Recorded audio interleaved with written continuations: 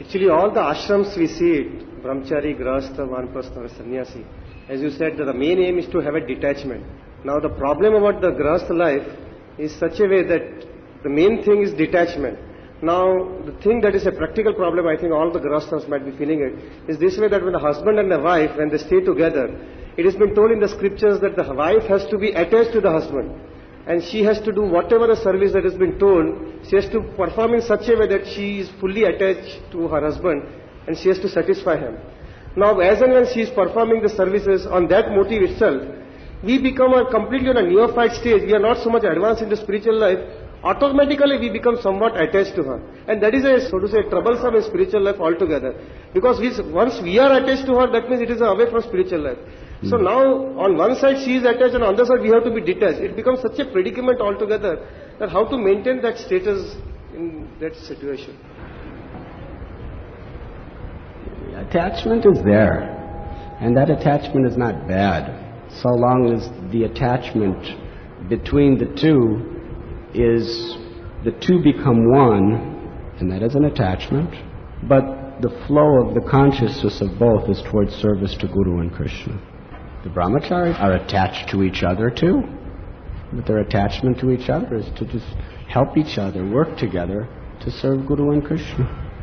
Now, there is not so much danger in the brahmacharis' attachment for each other, because the attachment between a man and a woman, the propensity is always there for sense enjoyment.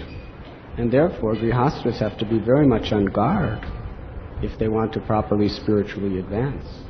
They should be attached to each other to help one another in their service to Guru.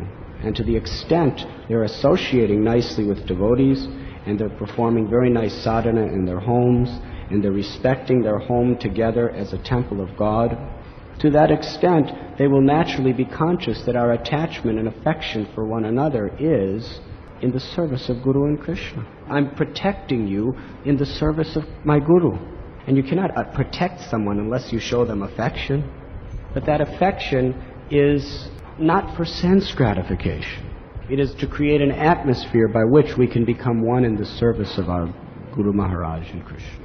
So if you have very, very strong association with saintly persons, and you are serving saintly persons very nicely, and you're hearing from them regularly, and you're chanting your rounds very nicely and strictly every day, you're really, really trying to create a temple atmosphere in your home, then your attachment for one another will become attachment to Krishna, because it is all for the sake of helping one another in devotional service.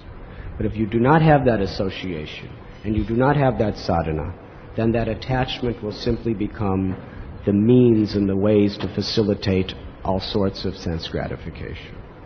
Just like the example is given that if you're in the forest and a thorn is in your foot, you have to take another thorn to take it out.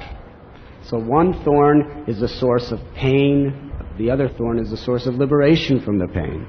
So attachment that is really directed by the great sadhus in the service of Krishna, that attachment actually liberates you from the desire for sense gratification.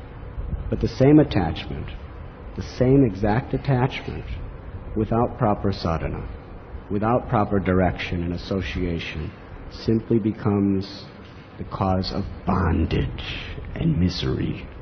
Prahlad explains the Grihamedi situation, where the attachment for sense gratification, it is like a deep, dark well with no water.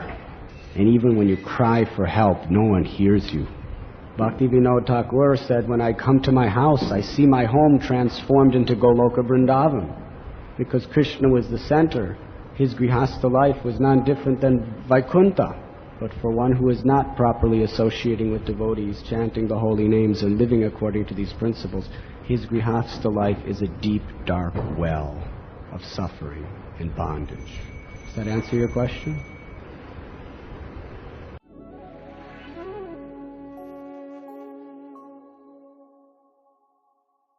You were listening to Radhanath Swami on thesacredconnect.com.